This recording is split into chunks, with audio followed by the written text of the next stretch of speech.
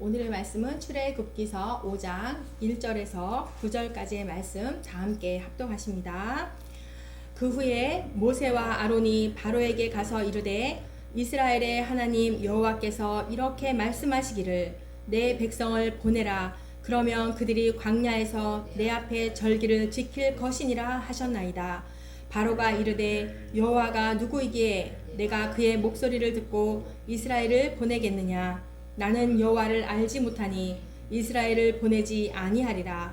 그들이 이르되 히브리인의 하나님이 우리에게 나타나셨은즉 우리가 광야로 사흘길쯤 가서 우리 하나님 여호와께 제사를 드리려 하오니 가도록 허락하소서. 여호와께서 전염병이나 칼로 우리를 치실까 두려워하나이다. 애굽 왕이 그들에게 이르되 모세와 아론이 너희가 어찌하여 백성의 노역을 쉬게 하려느냐. 가서 너희의 노역이나 하라. 바로가 또 이르되 이제 이 땅에 백성이 많아졌거늘 너희가 그들로 노역을 쉬게 하는도다 하고, 바로가 그날에 백성의 감독들과 기록원들에게 명령하여 이르되 너희는 백성에게 다시는 벽돌로 쓸 집을 전과 같이 두지 말고 그들이 가서 스스로 집을 줍게 하라. 또 그들이 전에 만든 벽돌 수여대로 그들에게 만들게 하고 감하지 말라. 그들이 게으름으로 소리질러 이르기를 우리가 가서 우리 하나님께 제사를 드리자 하나니 그 사람들의 노동을 무겁게 하므로 수고롭게 하여 그들로 거짓말을 듣지 않게 하라. 아멘. 네, 모세와 아론은 이스라엘 장로들을 모으고 여호와의 모든 말씀을 전하고 백성 앞에서 이적을 행하니 백성들이 그 행한 이적과 이 모든 말씀을 믿기 시작하였습니다. 여호와 하나님께서 이스라엘 백성들을 찾으시고 모든 고난을 살피셨다 함을 듣고서 모두가 엎드리고 하나님께 경배를 드립니다. 그래서 이제 모세와 아론은 바로 앞으로 갑니다. 포악한 독재자 바로 앞에서 군대가 있는 것도 아니고 또 무기가 있는 것도 아니죠. 네, 아무런 무기도 없이 오직 하나님의 지팡이와 약속만을 의지하면서 담대하게 나아가는 것입니다. 5장 1절 이스라엘의 하나님 여호와께서 말씀하셨다. 내 백성을 보내라. 네, 바로 앞에서 이렇게 말한다는 것은 쉽지 않았을 것입니다. 그리고 바로가 이들의 요구를 받아들인다는 것도 사실은 불가능한 일인 것이죠. 그래서 모세와 아론은 바로 앞으로 나아갈 때에 담대한 확신이 필요했을 것입니다.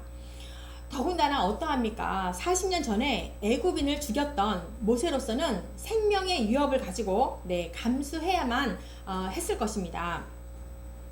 그래서 하나님께서 내 백성이라고 이렇게 하셨는데, 내 백성이라 함은 특별히 선택받은 사람들, 하나님의 소유, 장자라고 이렇게 칭하면서 애굽이 내 백성 이스라엘을 압제하고 통치하는 것은 있을 수가 없다. 내 백성을 나에게 보내달라, 보내주어라, 돌려보내라, 이런 뜻입니다. 네, 하나님께로 돌아가는 것이 바로 구원의 길이라는 그런 것이지요. 이스라엘 백성들의 노력이 아닌 하나님이 내 백성을 찾으시는 겁니다. 이미 아브라함을 택하셔서 믿음의 조상으로 삼으시고 하나님과의 약속을 이행하는 과정 속에서 하나님의 뜻을 거스리고 방황하게 되니까 방황하게 되는 거죠. 네, 그러나 회개하고 돌아올 때에 자녀의 권위가 회복되고 다시 자녀의 특권을 누리게 될 수 있는 것입니다. 네, 이렇게 하나님께서 이스라엘 백성들의 아픔과 고통을 보시고 그들의 탄식 소리를 들으시고 또한 때가 차니 그들을 구원하십니다. 내 백성을 보내라. 그들이 광야에서 내 앞에 절기를 지킬 것이라. 네, 모세와 아론이 이렇게 광야로 나가야 할 이유를 말하고 있습니다. 위일하신 하나님이신 여호와께 제사를 드리기 위해서 광야로 나가야 된다라고 말하고 있습니다. 우리의 삶에서도 최우선 순위가 무엇입니까? 바로 예배입니다. 구원자 되신 하나님 여호와께 다른 어떤 것이 우선이 될 수가 없기 때문인 것입니다. 우리가 미전도 종족이나 해외 선교를 갈 때에도 최우선적으로 하는 것이 바로 찬양과 예배입니다. 모세와 아론이 담대한 확신으로 나아간 것처럼 우리도 선교 현장에서 하나님의 약속을 확신을 가지고 나아가는 것입니다. 우리 자신의 능력이 아니라 이 땅 가운데 여호와께서 임하시고 일하여 주옵소서. 이 땅 가운데서도 하나님의 나라가 임하여 주옵소서. 속히 복음이 널리 선포되게 하시며 함께 하나님을 경배하게 하여 주옵소서. 이렇게 예배하는 것입니다. 네, 2절 말씀. 바로가 이르되 여호와가 누구이기에 내가 그의 목소리를 듣고 이스라엘을 보내겠느냐. 나는 여호와를 알지 못하니 이스라엘을 보내지 아니하리라. 네, 출애굽 당시에 아멘호텝 2세가 바로였거든요. 이렇게 여호와가 누구인지도 모르고 그의 말을 내가 들어야 할 이유도 없고 관심도 없다. 그리고 노예의 신이라면 더욱더 더 그의 권위와 존재를 내가 인정할 수 없다. 그런 의미를 담고 비하의 표현을 한 것입니다. 네, 바로는 어떤 자입니까? 올바른 정치를 하기보다는 자기의 개교와 거짓으로 정치를 하고 자기를 위한 도구와 종으로 취급했던 그런 자입니다. 정말 하나님을 몰라서 그렇기보다는 하나님을 경멸하고 믿으려 하지 않는 바로가 이들의 요구를 들어줄 리가 없습니다. 바로의 태도처럼 악한 세력들은요, 항상 하나님과 상관없이 스스로 자고하며 하나님의 말씀을 무시를 합니다. 네, 모세와 아론은 바로의 1차 거절에도 절대 낙심하고 좌절하지 않습니다. 이렇게 낙심하지 않는 이유는 이스라엘 민족이 믿는 하나님이 함께 계시기 때문인 것입니다. 모세와 아론에게 나타나셔서 하나님을 설명하시고 또한 그들을 만나 주셨습니다.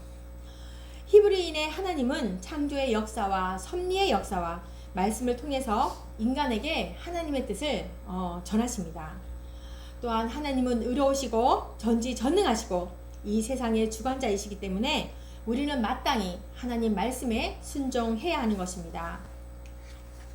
3절 말씀, 히브리인의 하나님이 우리에게 나타나셨다 이렇게 말하고 있습니다. 이렇게 한 것은 예전에 요셉을 통하여서 애굽을 구원해 주신 그 하나님의 은혜를 기억하도록 하기 위함이었는데요. 1차 거절했음에도 불구하고 다시 반복해서 여호와 대신에 이제는 히브리인의 하나님이라고 사용을 하는데요.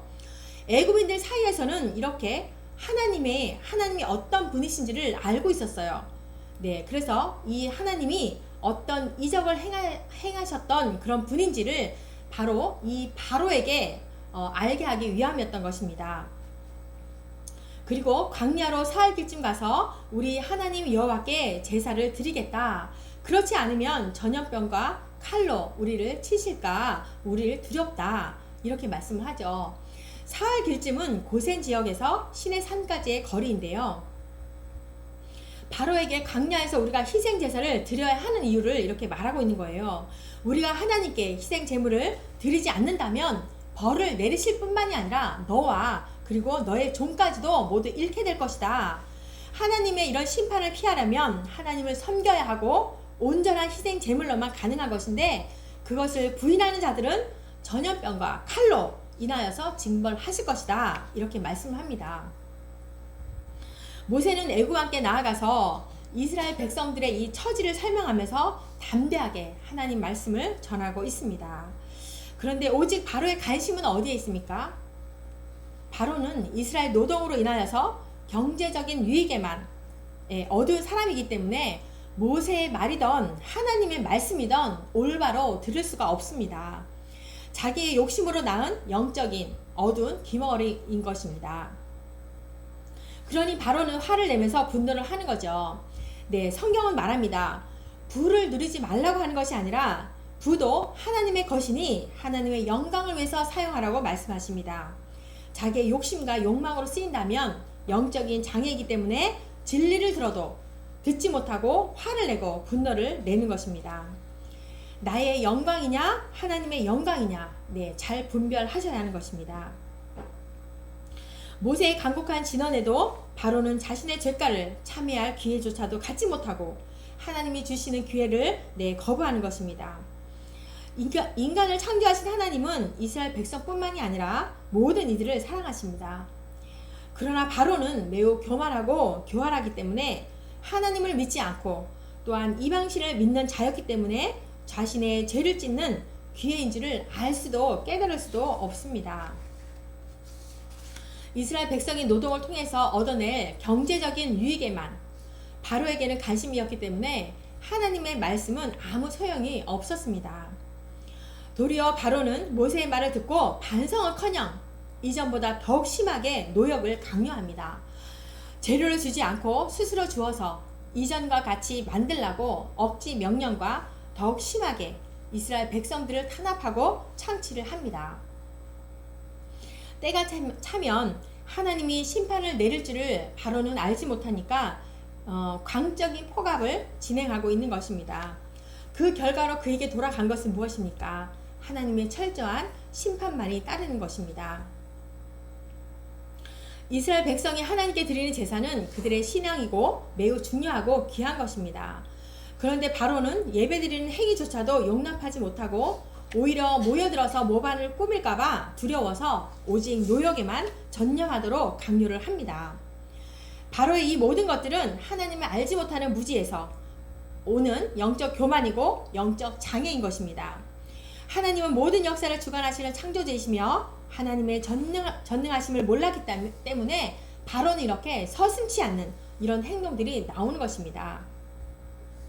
9절 말씀, 그 사람들의 노동을 무겁게 함으로 수고롭게 하여 그들로 거짓말을 듣지 않게 하라. 네, 모세가 전한 이 하나님의 말씀이 거짓말이니까 듣지 못하게 합니다. 노역을 더욱 심하게 하여서 그런 시간조차도 없게 만듭니다. 하나님의 말씀을 부정하는 자들은 피조물인 인간 스스로가 구원을 포기하는 것입니다. 오늘날에도 주변에는 하나님 말씀을 부정하고 주님으로 영접하지 않는 교만한 자가 많습니다. 또한 나의 일상도 바쁜 것도 사실은 하나님의 말씀을 듣지 못하게 하는 방해 요소라고 생각할 수 있습니다. 일정들을 잘 살피면서 하나님과 가까이 하는 시간을 더 가지시기를 바랍니다. 세상이 점점 첨단으로 변해가면서 더욱 하나님의 존재 가치를 알고 믿기란 쉽지 않는 세상이 옵니다. 오직 삼위일체 하나님께서 구원과 심판의 계획 속에서 하나님의 사람들을 세우시고 계속 당신의 백성들을 일으키는 것밖에는 없습니다. 오늘 말씀을 통해서 신앙이라는 그 눈으로 바라볼 때에 많은 고난 속에서도 나타나시는 하나님의 뜻과 구원 계획에 대한 믿음을 가지고 서 있어야 된다는 것을 발견하게 됩니다. 이스라엘 백성이 겪는 연단과 모세의 지속적인 신앙 투쟁은 결국 출애굽으로 이끌어내는 결정적인 순간으로 이어지는 것입니다. 하나님의 말씀을 거스리는 세상의 권력 앞에 맞서야 할 때 우리도 모세와 아론과 같이 용기 있게 하나님의 명령을 전달하고 그분의 의지를 행동으로 옮길 준비를 해야 하는 것입니다. 이와 같이 우리의 신앙 고백이 실제의 행동으로 이어지기를 소망하며 그리스도 안에서 우리가 겪는 모든 어려움 속에서도 하나님의 선하신 뜻이 성취되리라는 확신을 갖고 나아갑시다. 그 길은 불편할지라도 우리에게 주어진 신앙의 소명임을 잊지 말아야 할 것입니다. 이 불신앙의 굴레를 초월하시고 하나님께 참된 자유를 얻기 위한 길을 걸을 때 우리는 비로소 하나님의 백성으로서의 정체성을 갖게 될 것입니다. 아멘.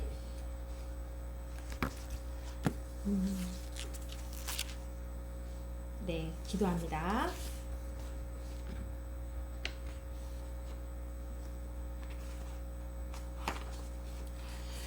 주님, 오늘 말씀을 통하여서 모세와 바로의 행동을 보면서 생각하게 됩니다. 모세는 5번이나 자신의 약함으로 사명을 거절하였지만 형 아론과 함께 하나님이 함께 하심으로 그 길을 담대히 나아갑니다. 최고의 권력자 앞에서 담대하게 하나님의 명령을 선포합니다. 하나님과의 교제 속에서 그에게 믿음의 확신이 생겼고 성령 하나님이 함께 하심으로 가능하였음을 압니다. 우리는 하나님의 약속을 얼마나 지키며 믿으며 살아갑니까? 다시 한번 생각하게 하시며 잠시 자신의 일상을 돌아보며 하나님의 뜻 가운데 잘 걸어가고 있는지 나의 욕심과 바쁨으로 소홀히 하지는 않았는지 기도하게 하여 주옵소서. 또한 바로를 보면서 하나님을 알면서도 자기의 욕심에 눈이 멀어서 영적인 축복을 거절한 바로이고 피조물인 인간이 자신의 잘남으로 하나님을 무시하는 행동과 또한 주변 사람들을 얼마나 괴롭히고 있습니까? 주님, 우리도 하나님을 믿는다고 하면서 주변 사람들을 혹여나 불편하게 하거나 믿는 자의 모습으로 보이지 않는 것이 있다면 주님 용서하여 주옵소서. 각자에게 주신 사명대로 우리가 삶을 다하게 하여 주옵소서. 감사합니다. 예수님의 이름으로 기도합니다. 아멘.